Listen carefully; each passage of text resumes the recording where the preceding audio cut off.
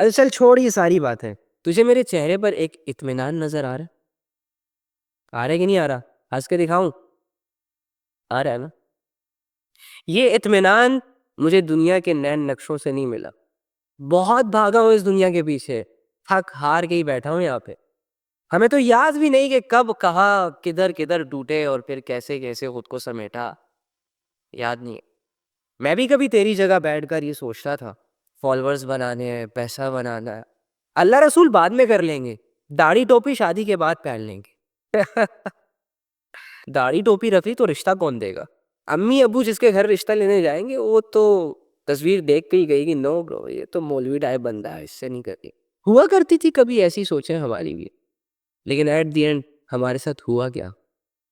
هو الذی ينزل على عبده آیات بینات لیخرجکم من الظلمات الی النور. میرے بندے تو ساری عمر مجھ سے بھاگتا رہتا، تجھے ساری عمر اپنی کامیابی دنیا کے نین نقشوں میں نظر آتی ہے، تو تھکا دیتا ہے خود کو لوگوں کے پیچھے، اور یہ لوگ تجھے اٹھا اٹھا کے ذلیل کرتے. تو نے مجھے اپنا سیکنڈری آپشن رکھا ہوا ہے. پرائمری لیول پہ تیری دنیا سیٹ ہے، پہلے دنیا، پہلے نام، پہلے عزت، پہلے شہرت، پہلے فلاح، پہلے فلاح. تو ساری عمر اللہ سے نظریں چراتا پھرتا ہے. کر لیں گے، غفور و رحیم ہے.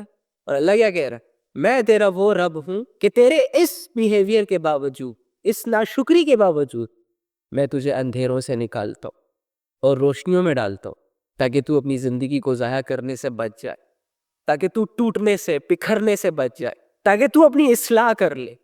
لیکن اس کے باوجود بھی تو میرا احسان نہیں مان، تجھے میری ضرورت نہیں پڑتی، تو اپنے دل کے جذبے میرے ساتھ نہیں جوڑتا، تو اسٹل لوگوں پہ بھروسے کرتے رہتا.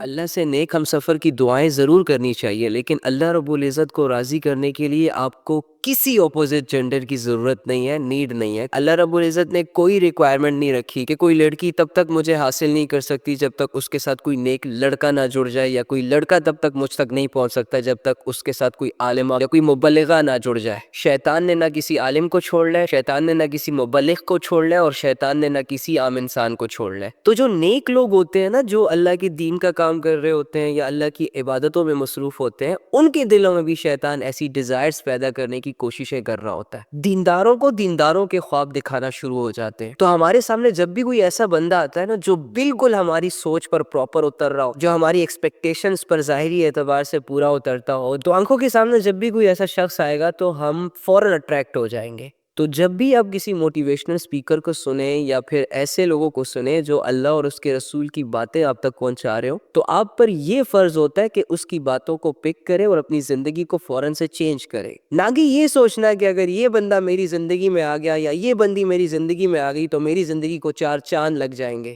کیونکہ آپ کو کسی کی تنہائی کا بالکل علم نہیں ہے. جب بھی ہم ایک دوسرے کے سامنے آئیں گے ہم اپنا اصل روپ چھپا کر آئیں گے. ہم میں سے کوئی بھی شخص اپنی انٹروڈکشن میں اپنے گناہ، اپنی کمزوریاں یا اپنے عیب ریویل نہیں کرتا. لہٰذا ہمیشہ اپنے مقصد پر نظر رکھیں، ڈسٹریکٹ ہونے کی بالکل ضرورت نہیں ہے. اللہ کو دیکھنے کا شوق اس دنیا کی بدولت ان گناہوں کی وجہ سے ہمارے دلوں میں رہا ہی نہیں. تو ہمیں کیا لینا دینا ان چیزوں سے؟ ہمیں کیا لینا دینا اللہ کی ملاقات سے؟ بس ایک بات ہے، سنتے رہتے ہیں، سن کے اچھی لگتی ہے. امیجن کرنے کے لیے، یقین کرنے کے لیے دنیا میں اور بھی بہت کچھ ہے. تو وہ لوگ یہ کہتے ہوئے جاتے ہیں کہ فائنلی اب اللہ تعالیٰ ہمیں ہمارے صبر کا بدلہ دے گا. ہمارے جسم اور ہماری روحیں جو برداشت کر کر کے، ظلم سہ کے تھک چکی تھی، اب اللہ تعالیٰ ان ساری تھکاوٹوں کو اتار دے گا. کبھی رات کی تنہائیوں میں جب تم یہ سب سوچ رہے ہوتے ہو نا کہ لوگوں نے ہرٹ کر دیا، میں بہت اچھا ہوں لیکن لوگ اچھے نہیں، میری زندگی کا کوئی مقصد ہی نہیں، مجھے کچھ سمجھ ہی نہیں آ رہا وغیرہ وغیرہ، کبھی نہ چاہتے ہوئے مصلی بچھا کر اس پر بیٹھ جاؤ اور دل کی گہرائیوں سے صرف اتنا کہو کہ اے وہ ذات جس نے مجھے پیدا کیا، اے وہ ذات جو میرے ساتھ ہے، جو مجھ سے بھی اچھے طریقے سے جانتا ہے، اے وہ ذات جو سب کی سنتا ہے، اے وہ ذات جو بے سہارا لوگوں کا سہارا ہے، اے وہ ذات کہ جسے جب کوئی جہاں سے جیسے بھی پکارتا ہے وہ اسے لبیک کہتا ہے، اے وہ ذات جو ٹوٹے ہوئے دلوں کو جوڑ دیتا ہے، جو عیب سے پاک ہے، جو برائی سے پاک ہے، جو بے وفائی سے پاک ہے، اے وہ ذات جو مجھے سمجھتا ہے. اے وہ ذات کہ جس کے سامنے جب کوئی خالی ہاتھ یا خالی دامن لے کر آتا ہے تو وہ اسے خالی ہاتھ واپس نہیں بھیجتا. اے وہ ذات کہ جس کے پاس لوگ آتے ہیں اپنی مجبوریاں لے کر، اپنی پریشانیاں لے کر، اپنے گناہ لے کر، لیکن بدلے میں ان سے یہ نہیں کہا جاتا کہ تم نے ایسا کیوں کیا، سمجھایا نہیں تھا تمہیں میں نے. نہیں نہیں نہیں نہیں، بلکہ ان لوگوں کے حالات ہی بدل دیتا ہے. گناہگاروں کو معاف کر کے بھیجتا ہے واپس. مشکلات اور پریشانیوں میں گھرے ہوئے لوگوں کے حالات بدل کر واپس بھیجتا ہے. جو کسی سے کچھ نہیں مانگتا، بس صرف دیتا ہی رہتا ہے. جو کسی کا محتاج نہیں ہے، سب اسی کے محتاج ہے. ٹرائی تو کرو، پکارو تو صحیح محبت سے. اپنی اناؤں کو قربان تو کر کے دیکھو اللہ کے سامنے. پھر دیکھو اللہ تمہیں گندگی سے نکال کر پاک صاف زندگی کی طرف لے کر جائے گا. گناہوں کے اندھیروں سے نکال کر ہدایت کی روشنیوں کے سفر کروائے گا. ایک دفعہ بھروسہ کرو اپنے رب پر. ایک دفعہ اپنے رب کے لیے اپنے گناہوں کی قربانی دو، اپنے نفس کی قربانی دو. اللہ رب العزت تمہاری اس چھوٹی سی ایفرٹ کے بدلے تمہارے لیے لاکھوں دروازے کھولے گا، خوشیوں کے، راحتوں کے، اور تمہارا کھویا ہوا سکون تمہیں واپس دے دے گا. تمہارا کمفرٹ زون بحال ہو جائے گا. دیر مت کرو، آؤ اس رب کے پاس جس میں محبت ہی محبت ہے. جڑ جاؤ اپنے اس رب سے جس میں کوئی بے وفائی نہیں ہے، تمہاری ہر فیلنگز کی قدر کرتا ہے. رب ہو کر محبت کا ہاتھ بڑھائے، اور تم ایک بندہ ہو کر، ایک غلام ہو کر نخرے دکھاؤ. میری جان یہ تو اچھی بات نہیں ہے نا. ابھی بھی کچھ نہیں بگڑا، اپنی اصلاح کر لو. توبہ سے اس کی شروعات کرو. عبادات میں اپنی جان لگا دو. ہر غلطی، ہر گناہ، ہر کوتاہی کے بعد پھر سے پکار لینا اس کو، آ جائے گا تمہاری مدد کے لیے. جہاں تم ڈاؤن فیل کرو، جہاں خود کو تم گرا ہوا محسوس کرو، پکار لینا اپنے رب کو، پھر سے اٹھا لے گا تمہیں. تمہاری ہمت اور تمہاری پاور پھر سے ڈیولپ کر دے گا. وہ تو بیزار نہیں ہوتا، وہ تو نہیں تھکتا، وہ تو تنگ نہیں ہوتا. تم تنگ ہوتے ہو، وہ پیچھے نہیں ہوتا. میں اور تم پیچھے ہو جاتے ہیں، وہ ہمیشہ آگے بڑھتا ہے. سمجھانے والے اور کتنا سمجھائے ہمیں، اللہ کی رحمت اور کتنے موقع دے ہمیں. اب ہمیں بھی یہ چاہیے کہ ہم کچھ اچھے فیصلے کریں اپنے لیے، اپنی آخرت کے لیے، اپنی نسلوں کے لیے. تو کریں گے نا انشاءاللہ. Love you all. اللہ کی نبی فرماتے ہیں کہ میرا ہر امتی جنت میں جائے گا سوائے اس شخص کے جس نے جنت میں جانے سے انکار کر دیا. یا رسول اللہ، جنت میں جانے سے کون انکار کرے گا بھلا؟ فرمایا جس نے میری اطاعت کی، جو میری مان کر چلا، وہ تو جنت میں جائے گا. لیکن جس نے میری اطاعت نہ کی، جس نے میری بات نہ مانی، میرے حدیثوں کو ایک کان سے سنا دوسرے کان سے نکال دیا، روزانہ موبائل اسکرین پر ہزاروں حدیثیں اس کے سامنے آئی، لیکن اس نے صرف پڑھا، سیو کیا اور سکپ کیا، عمل نہ کیا، جس نے میری بات نہ مانی، یہ ایسا ہے جیسے اس نے جنت میں جانے سے خود ہی انکار کر دیا. یعنی نبی صلی اللہ علیہ وآلہ وسلم اس کے سامنے ہے اور اسے سمجھا رہے ہیں، اسے بتا رہے ہیں کہ ایسے کرو، ایسے مت کرو، یہ جائز ہے، یہ ناجائز ہے، یہ حلال ہے، یہ حرام ہے، یہ اللہ کی حدودیں ہیں، ان حدودوں کے اندر رہنا ہے تمہیں. اور یہ نبی صلی اللہ علیہ وآلہ وسلم کی بات کو سنتا ہے، عمل نہیں کرتا.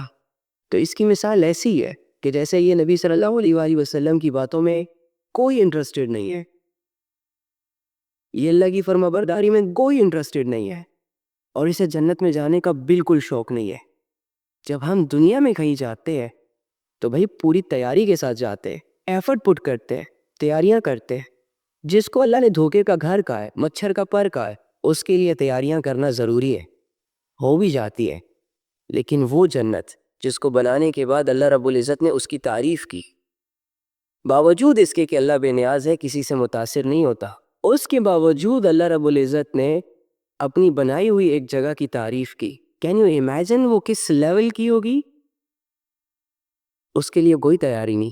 اس کو ہم بیٹھے بیٹھے حاصل کرنا چاہتے ہیں، لوگوں سے دعائیں کروا کے حاصل کرنا چاہتے ہیں. جب بات آتی ہے ایفرٹ کی تو نہ میں کوئی قدم اٹھاؤں گا اور نہ تم کوئی قدم اٹھاؤ گے. آج کل پرسوں ترسوں کے چکروں میں زندگی ہاتھ سے نکل جائے گی، لیکن آخرت کے لیے کوئی تیاری نہیں کریں گے. ہم سب کچھ ختم ہو جائے گا، کچھ باقی نہیں رہے گا. تم سے پہلے لوگ بھی ناچتے تھے، گاتے تھے، ان کی بھی ملین 2 ملین 10 ملین فالوورز تھے. کہاں گئے؟ کدھر گئے؟ تم بھی چلے جاؤ گے؟ بس کر دو، رک جاؤ. اپنی زندگی کے مقصد پر جینا سٹارٹ کر دو. آج وقت کی نمازیں پڑھو، محبت سے قرآن کو اٹھاؤ، تھوڑا سا دل لگا کے پڑھو. لوگوں کے ساتھ اچھے اخلاق سے پیش آؤ. جن کے ساتھ ظلم زیادتی زبردستی تم نے کی ان سے معافی مانگ لو. جن کا حق دبایا ہوا ہے ان کو ان کا حق واپس دے دو. اب کی زندگی آسان ہو جائے گی. رہا اللہ کا معاملہ،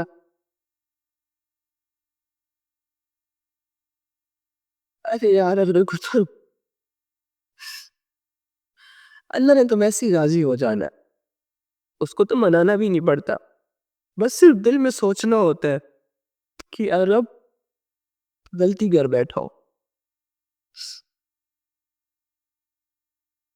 معاف کر دیتا ہے. وہ علیم بذات الصدور، وہ تو دلوں کی باتوں کو بھی جانتا ہے. تم بھلے اپنی زبان سے توبہ کے الفاظ ادا نہ کرو، توبہ کا تصور ہی تمہارے سارے گناہوں کو معاف کر دے گا.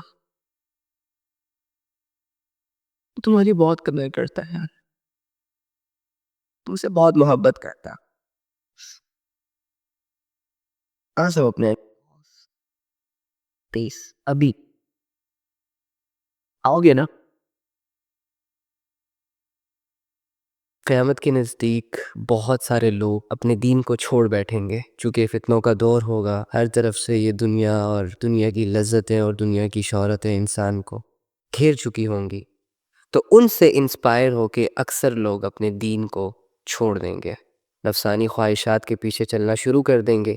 کوئی محبت کے پیچھے لگ جائے گا، تو کوئی دولت کے پیچھے لگ جائے گا، تو کوئی شہرت کے پیچھے لگ جائے گا. دین ان کی زندگیوں سے آہستہ آہستہ نکلتا جائے گا. اللہ کا تعلق، رسول اللہ صلی اللہ علیہ وآلہ وسلم کے احکامات کی اہمیت ان کے دلوں سے نکلتی چلی جائے گی. وہ لوگ دن دگنی رات چگنی اس دنیا کی ترقیوں میں آگے بڑھتے چلے جائیں گے، لیکن دین کے معاملے میں ان کو نہ کوئی شعور ہوگا نہ علم ہوگا. عین ممکن ہے کہ زبانی کلامی اللہ کے ماننے والے ہوں، اللہ کا نام دن رات لینے والے ہوں، لیکن ان کے کردار میں، ان کے عمل میں کوئی دین اور دینداری دکھائی نہیں دے گی. جو شخص اپنے سامنے ہدایت واضح ہونے کے بعد میں رسول اللہ صلی اللہ علیہ وآلہ وسلم کی مخالفت کرے گا اور مومنوں کے راستے کے سوا کسی اور راستے کی پیروی کرے گا، اللہ فرماتے ہیں اس کو ہم اسی راستے کے حوالے کر دیں گے. کون سا راستہ؟ جو خود اس نے اپنے لیے چوز کیا ہوگا. اگر ایک انسان ہے، اسے دینداری کا راستہ اچھا نہیں لگ رہا، دنیا کے سکوپ کے پیچھے بھاگ رہا ہے اور یہ اس کی اپنی خواہش ہے اور اسی کے لیے اس کی سٹرگل ہے، اللہ حوالے کر دے گا اس کو دنیا داری کے. اگر ایک انسان کے سامنے یہ بات کلیئر ہے کہ یار حیا کی حفاظت کرنی ہوتی ہے، بے حیائیوں سے دور رہنا ہوتا ہے، کیونکہ حیا انسان کو دنیا اور آخرت میں کامیابی دلواتی ہے، جبکہ بے حیائی انسان کو دنیا اور آخرت کی ذلت کے حوالے کرتی ہے. لیکن اس کے باوجود ایک انسان کہہ رہا ہے کہ میں نے دنیا کے گلیمر کو، دنیا کی فینٹیسی کو، دنیا کی عزت اور شہرت کو حاصل کرنے کے لیے بے حیائی میں جانا ہے، بے حیائی کے رستوں پہ چلنا ہے، مجھے کوئی لینا دینا نہیں ہے حیا سے، اسلام سے، قاعدے اور قانون سے، تو وہ انسان بے حیائی کے حوالے ہو جائے گا. دنیا ایسے منہ کھول کر بیٹھی ہوئی ہے اور اس کی یہ خواہش ہے، اس کی یہ کوشش ہے کہ یہ زیادہ سے زیادہ نوجوانوں کو اپنی طرف اٹریکٹ کرے، اور اس اٹریکشن میں یہ نوجوان اللہ کو اپنی لائف سے مائنس کرتے. اس کی ساری خواہشیں، اس کی ساری امیدیں، اس کی ساری سٹرگل اس دھوکے کی دنیا سے جڑ جائے، اور وہ ریالٹی جو اگنور کرنے سے بھی اگنور نہیں ہوتی، وہ حقیقت کہ جس سے انسان اگر آنکھ بند بھی کرے تب بھی وہ اس حقیقت سے اپنی جان نہیں چھڑا سکتا. اس ریالٹی اور ان حقیقتوں سے انسان کو غافل کرتے. لگائے گی دنیا تمہاری بہت بڑی قیمت. اگر تم نشوں کے عادی ہو تو تمہیں نشے بھی کروائے گی. اگر تم محبتوں کے شوقین ہو تو نئے نئے چہروں سے تمہیں محبت بھی کروائے گی. اگر تم دولت کے پجاری ہو تو یہ دنیا تمہارے ایک ایک قدم کی بولی لگائے گی، لیکن بدلے میں تمہیں اس کی غلامی کرنی پڑے گی. بدلے میں وہ اللہ جو تمہارا رہبر ہے، جو صبر کرنے والوں کے ساتھ ہے، جو اس بندے کو پسند کرتا ہے کہ جو اپنی خواہشوں کو حلال طریقوں سے پورا کرتا ہے، جو اس انسان کا ساتھی ہے جو بن دیکھے اس پر ایمان لاتا ہے، اس کی بات مانتا ہے. دنیا کی یہ خواہش ہوگی کہ آپ اس اللہ کو اپنے دل سے مائنس کر دو، اس اللہ کا خیال آپ اپنے دلوں سے نکال دو، اپنے ذہنوں سے نکال دو. پھر یہ دنیا آپ کو بہت اپریشیٹ کرے گی، عزتیں، دولتیں، شہرتیں اور پتہ نہیں کیا سے کیا دینے کو تیار ہو جائے گی. تو یار کسی بھی صورت میں، مالدار ہو، غریب ہو، رنگ کے کالے ہو یا گورے ہو، جو بھی ہو بھائی، اللہ کو اپنے دل سے مائنس نہ کرنا اس دنیا کے لیے. اس دنیا کے لوگوں کے لیے. ادروائز اپنی ہی سوچوں میں گرفتار ہو کر کہیں کھو دو گے خود کو. تمہارے اپنے دل کے جذبات تمہیں لے ڈوبیں گے. تم اپنے ہاتھوں سے اپنے لیے بربادی کا سامان اکٹھا کرنا شروع ہو جاؤ گے. یہ آنکھیں تمہارے کنٹرول میں نہیں رہیں گی اور ان آنکھوں کی وجہ سے تم دنیا اور آخرت میں گمسم ہو جاؤ گے. اللہ کا احساس انسان کو گناہوں سے روکتا ہے. اللہ کا یقین انسان کے قدموں کو مضبوط کرتا ہے. جو بندہ اللہ سے جڑ کر اپنی زندگی گزارتا ہے اس کا دل مضبوط ہوتا ہے. وہ دنیا کی پرواہ نہیں کرتا. اس کا علم، اس کا شعور اسے یہ طاقت بخشتا ہے کہ وہ دنیا کی آنکھوں میں آنکھیں ڈال کے بات کرے اور حق بات کرے. جبکہ گناہ اور اللہ سے لا تعلقی اور اللہ سے دور ہونا انسان کی سب سے بڑی کمزوری ہے. ایسا بندہ جو اللہ سے دور ہو جائے، این ممکن ہے کہ وہ دنیاوی اعتبار سے ایک ویل سیٹلڈ انسان بن جائے. اس کا بینک بیلنس پہلے سے زیادہ انکریز ہو جائے. اس کی عزتوں میں، شہرتوں میں، فالوورشپس میں اضافہ ہو جائے. لیکن یہ ساری دولتیں، یہ ساری سچویشنز عارضی ہیں. بڑے سے بڑا مالدار بھی مرتا ہے. Million billion trillion follower holder بھی مرتا ہے. خوبصورت انسان بھی مر جاتا ہے. وہ جس کے نام کے چرچے ہوتے ہیں، جو شہرتوں کی پیک پر ہوتا ہے، وہ بھی مرتا ہے. لیکن اللہ اور اللہ کا تعلق ہمیشہ باقی رہنے والی چیز ہے. افمن یتقی بوجہہ سوء العذاب یوم القیامہ. بھلا اس شخص کا کیا حال ہوگا جو قیامت کے دن اپنے چہرے سے اپنے عذاب کو دور کرے. لیٹ سپوز اگر ہم کسی سے لڑ رہے ہوں اور وہ بندہ ہم سے لڑ رہا ہے اور وہ ہمیں مارنے کی کوشش کر رہا ہے، تو ہم اپنے ہاتھوں کو اور پاؤں کو استعمال کرتے ہیں اپنی دفاع کے لیے، اپنی سیفٹی کے لیے، اور ہاتھوں اور پاؤں کے ذریعے سے سامنے والے بندے کا مقابلہ کرتے ہیں، سامنے والی سچویشنز کا مقابلہ کرتے ہیں. لیٹ سپوز آپ اپنی ایک سوچ میں ایک راستے پر چل رہے ہو اور سامنے سے ایک اڑتا ہوا پرندہ آپ کی جانب بڑھتا ہے اور وہ عین جب آپ کے چہرے کے قریب آتا ہے تو آپ ایسے ہاتھ سے اس کو روکنے کی کوشش کرتے ہیں، دفاع کرنے کی کوشش کرتے ہیں اپنے آپ کی. قیامت کے دن جب کسی انسان کو اس کے گناہوں اور اس کے اعمال اور اس کی غفلت کی وجہ سے جب آگ میں ڈالا جائے گا، جہنم کی آگ جب اس کی طرف آئے گی تو یہ اس سے بچنے کی کوشش کرے گا، لیکن اس کے ہاتھ اور پاؤں تو باندھ دیے جائیں گے اور وہ آگ تو چاروں طرف سے آئے گی. پھر بھی انسان کی یہ کوشش ہوگی کہ یہ اپنے چہرے کے ذریعے اپنے چہرے کو ڈھال بنائے لیکن اس عذاب سے بچ سکے. لیکن کہاں بچ سکتا ہے انسان؟ بہتر یہی ہے کہ اپنی زندگیوں کو آج ہی ایسے اعمال کر کے اس آگ سے بچایا جائے کہ جس کا ایندھن انسان اور پتھر ہے. اپنے دشمن نہ بنے. پیس آپ سے میں روز ایک ہی ریکویسٹ کرتا ہوں کہ اپنی زندگیوں کو آہستہ آہستہ اپنے اللہ اور نبی صلی اللہ علیہ وآلہ وسلم کے حکموں کے مطابق گزارنا شروع کریں. چھوڑ دیں یہ سیلیبریٹیز کو فالو کرنا، چھوڑ دیں یہ گمراہیوں میں مبتلا ہونا. اس کتاب سے اپنا تعلق بنائیں. یہ کتاب آپ کو اندھیروں سے نکال کر روشنیوں تک لے جائے گی، گمراہیوں سے نکال کر ایک ہدایت کے اعلیٰ مقام پر فائز کر دے گی اور اللہ کے اتنے قریب کر دے گی، آپ کو اتنے قریب کر دے گی کہ آپ خوش ہو جائیں گے. کیونکہ اللہ کے سنگ جو زندگی گزرتی ہے وہی زندگی قیمتی ہوتی ہے.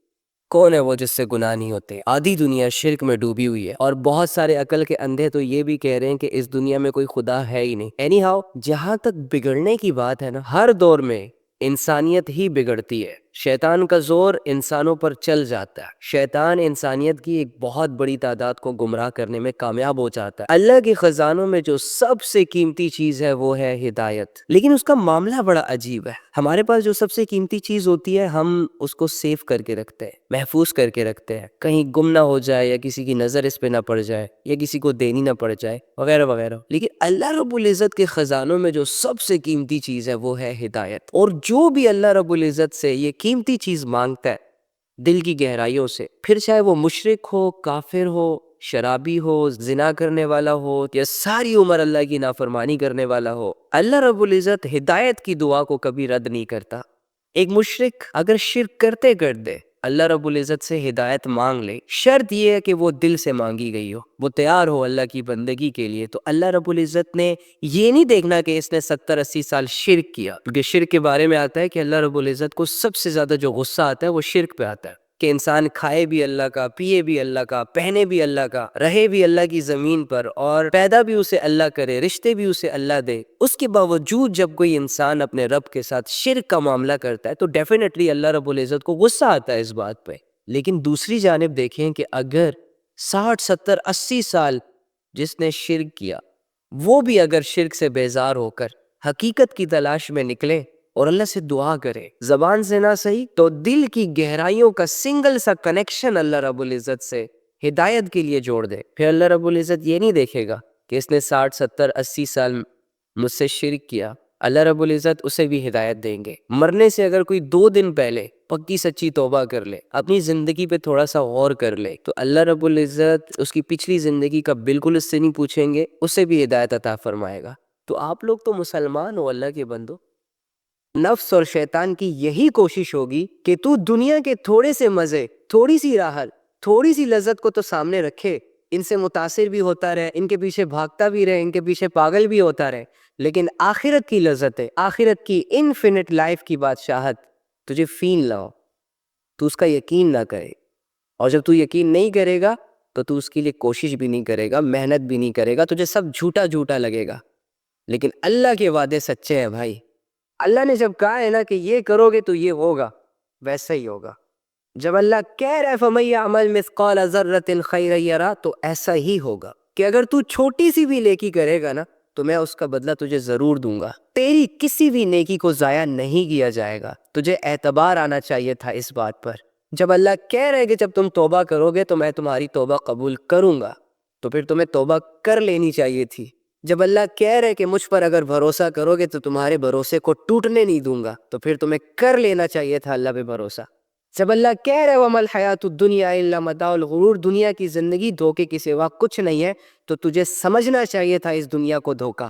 اور انسان اپنے آپ کو دھوکوں کے حوالے نہیں کرتا، اپنے آپ کو دھوکے باز لوگوں اور دھوکوں سے سیکیور رکھتا ہے. یہ اس کی عقل مندی ہوتی ہے.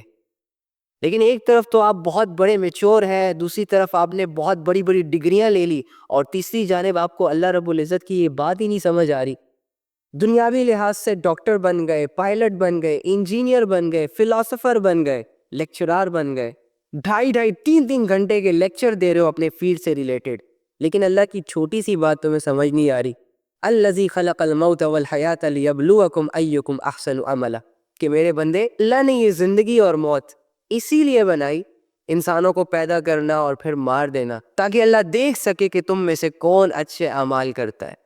اب جب اللہ تمہارے اچھے اعمال دیکھنا چاہ رہا ہے، who the hell are you کہ تم اللہ رب العزت کو وہ دکھاؤ جس سے اللہ نے منع کیا. اور اگر دکھاؤ گے تو نقصان کس کا ہوگا؟ اللہ کا. اللہ تو بے نیاز ہے.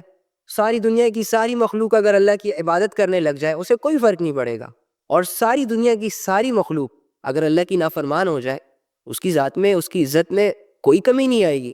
تمہارے اعمال تمہیں ڈیمیج کریں گے، تمہاری نیکیاں تمہیں سکسیسفل کریں گی.